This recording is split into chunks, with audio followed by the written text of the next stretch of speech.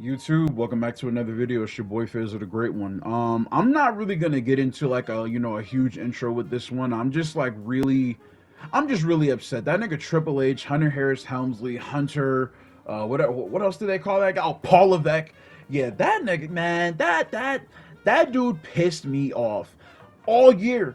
As y'all remember, I've been real chill when it comes to John Cena's retirement tour. I am making a video talking about Cena's retirement tour since I think the end of April going into May, or just May in general, right? So it's been quite some time. I've been wanting to talk about this for a long time, but it's finally reached a point where I cannot wait any longer. Like, I have to talk about how I feel about this bullshit, because that's what it is, gang. Like, this shit is some bullshit. Like, it really, really is, right?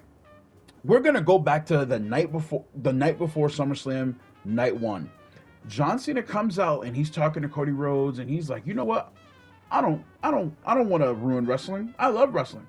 I'm like, oh, okay, okay.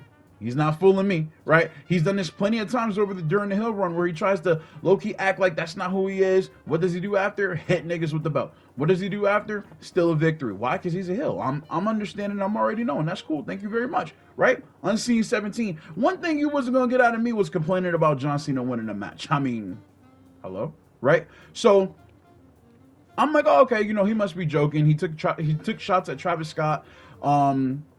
Something's happening on Sunday, and I'm not mad that the match was clean. I'm not mad that nothing happened at the end of the match necessarily. But no, John Cena was back to babyface. Like, he literally said, like, I'm doing it for everyone, and the champ is here. And I'm like, what do you mean you're just gonna shift over as if you weren't low-key, if you weren't just on the bullshit like for the last 3 months, right? So we get to SummerSlam, and the match is excellent. It's John Cena's best match of his whole entire retirement tour. And at the end of the night, Brock Lesnar shows up. I'm like, oh shit, he's about to fight Brock Lesnar next at the next pay-per-view, right? No. What happens is Brock Lesnar F5s this guy. We don't get no sort of like reason. You know what I'm saying? Shout outs to G Herbo. We get no reason as to why he's doing what he's doing. He just F5s the guy. And then Brock Lesnar. Oh yeah. Then at the next pay per view, John Cena fights Logan Paul in France. And I'm gonna trust me. I'm gonna get to that France pay per view in a second, right? He fights Logan Paul in France, and I'm like, okay, Lesnar, like, what's going on here, right? Lesnar just tells Cena to get ready. He's like, oh, see you at WrestlePalooza, bitch. And when it comes to WrestlePalooza, I'm pissed about that shit too, because, and it's all leading up to, it's all in order, guys. Don't worry. Yeah, John Cena wasted a date in Springfield, Massachusetts, trying to get the crowd hyped up. He's like, we're gonna slay the beast. I am scared of Brock Lesnar. He's, that's his big homie. He's beat his ass up his whole damn career. But he's like, the unseen seven, whatever. All this bullshit. He comes out there and he goes to WrestlePalooza to have this match with Brock Lesnar. He gets squashed in about 5 minutes. What are we doing? But leading up to the match, right? Like I said, Cena was on Monday Night Raw in that Springfield for a segment trying to hype up the crowd, getting them ready to buy fucking ESPN's $30 subscription. Anyways, trying to get niggas to buy a $30 subscription to watch his ass get whooped in 5 minutes? Are you fucking, excuse me? You have Brock Lesnar available on SmackDown. He has that goddamn segment with R-Truth. He F5, whatever. All this dumb bullshit, his pants ripped. I don't really care. There's no reason as to why Brock Lesnar is on this retirement tour taking up a match. They had a chance for Lesnar to be like, oh, he wants to go out on top, but he must have forgot who's been whooping his ass for the last 25 years. That's all you really had to say. You wanna call him out. He talks about all these other guys who, they've added to my illustrious career. Yet here I am, the guy who he can't even beat, and he couldn't even beat the last time we fought at SummerSlam. I whooped his ass then, I'll whoop his ass now. All I needed was a pull apart segment from these two to get ready for WrestlePalooza. By the way, a pay-per-view where the logo is a goddamn chainsaw. We're playing Baby Girl, you know what I'm saying? Like, cut that Nokia bullshit off, my nigga. Not for this pay-per-view. It's a chainsaw. Where is that's neither here or there. We talking about John Cena, right? So he gets squashed. Then we move on from that like nothing ever happened, right? And preceding these events, John Cena gets on Twitter asking niggas, oh, do you guys want me to face AJ Styles? Do you hear me? At in Triple H.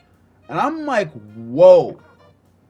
So what you're telling me is, because no way John Cena is going to put this out there and it's not going to happen, right? So he essentially goes out there, he tweets, he's like, hey guys, you know, like, and I think this is for either the show in Boston or the Madison Square Garden show or something. Like, it ended up being for Crown Jewel. But I'm like, so what you're saying is you don't have a plan. Because John Cena's limited dates doesn't allow him to be on the shows as much as he should. But even when he's on the shows, they don't use him as much as they should anyway. You got this guy coming out for a segment to talk to the crowd, talk to the fans. How about you have his ass get beat up backstage by Brock Lesnar? You mean to tell me Brock Lesnar couldn't show up to Springfield to do? They could have, dude. Literally, Cena could have put on the shirt that he was gonna wear that night, because they have all those shirts, like all that stuff is already made. He already knows what he's gonna wear ahead of time. You mean to tell me they couldn't have Cena record some shit backstage? I know with SmackDown, change the lighting to red. You're inside. It's not like you're outside and gotta worry about the daytime scenery. Bro, have his ass have a pre-recorded segment of him getting his ass whooped and make it seem like it happened on the Friday right before WrestlePalooza, or it happened that Monday night on the, like, say they just recorded that SmackDown, that Lesnar and R-Truth at that segment. Like, you mean to tell me all this AI shit when it comes to sound, you couldn't, where is the creative process? This is John Cena. I don't give a fuck about no Hulk Hogan. As much as I love The Rock, I don't give a fuck about The Rock. I don't give a fuck about no Stone Cold Steve Austin. I don't give a fuck about The Undertaker. None of these niggas, bro. We talking about John Cena. Because they announced this guy as the GOAT, the never seen 17. One thing I ain't never going to complain about is Cena winning a match. And I'm not mad that he lost to Brock Lesnar necessarily, but apparently the nigga was supposed to win and Lesnar ain't want to stay. Nigga, you're at work. I don't give a fuck.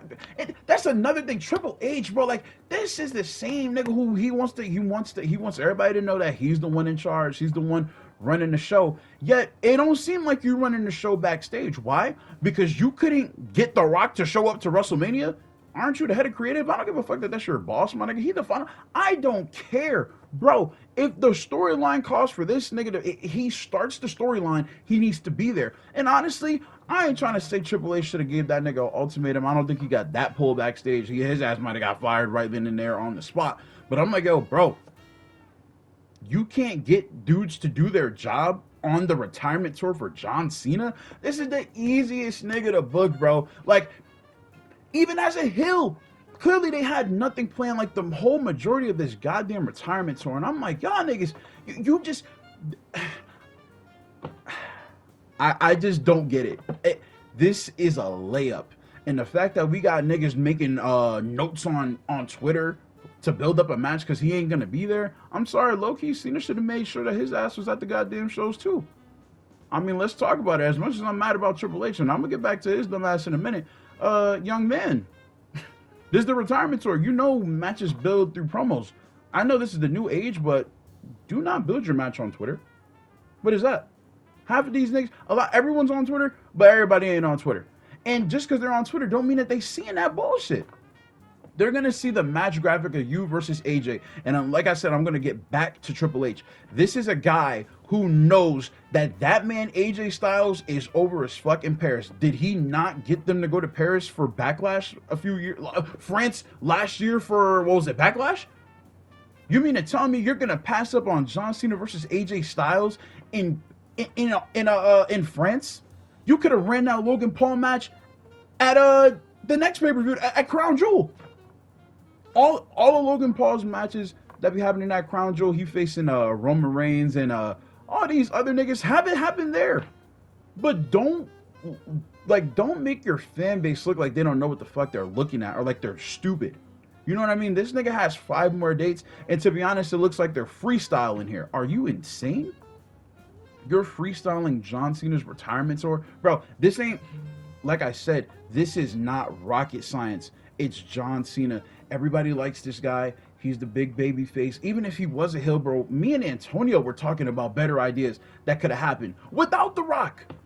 But the fact that that's the nigga who started it, I better see him on one of these last 5 dates. And I ain't gonna hold you. If he don't come for none of these 5 dates, I don't give a fuck that WrestleMania is in Saudi Arabia in 2 years. Don't come. Like, I don't want to see you, bro. And also, he gonna have to get back in good graces with the crowd because it seems like every time he comes out, he don't finish what he starts. So why would I want to see a dude low key at the end of something that he started?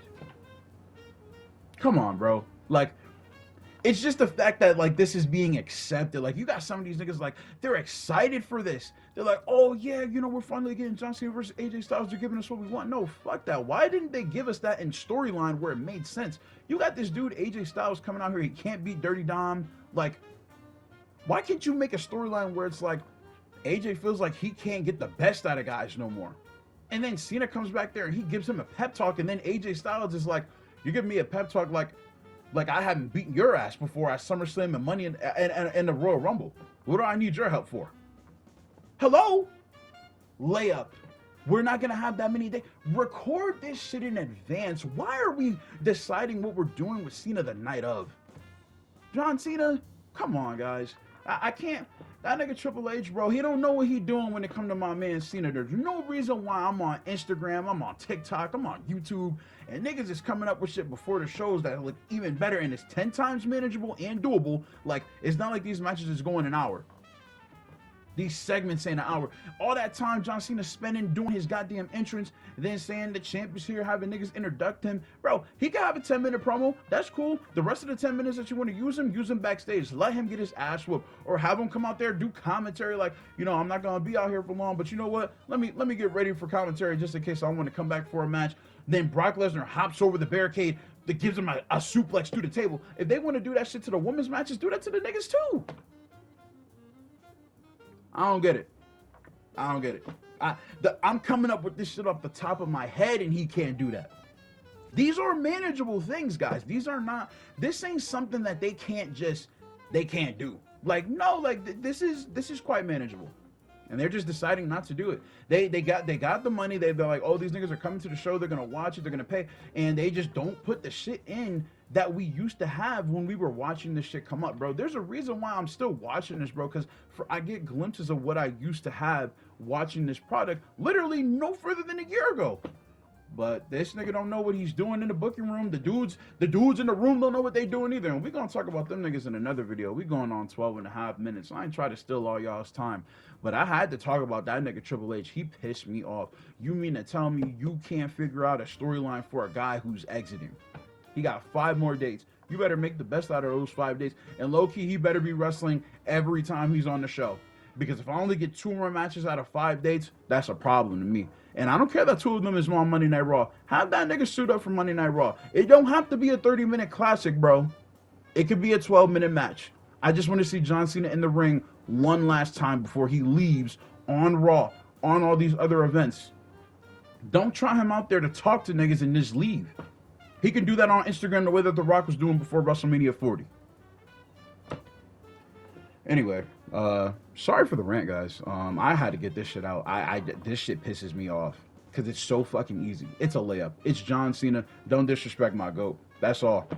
But yeah, guys, it's been your boy Fizz, a great one. Like I said, I'm back. I told y'all niggas I wasn't lying, but I had to get this one out. If you got to this point in the video, wow, you're a fucking warrior. If you're a wrestling fan, get your voice out there too. Hopefully they'll start to listen to what makes sense since ESPN gave these niggas a C grade for WrestlePalooza because that shit was ass. Shout outs to Stephanie Velcro. And yeah. Other than that, guys, it's been your boy Fizz with a great one. Like, comment, share, and subscribe. And I'm out, bro.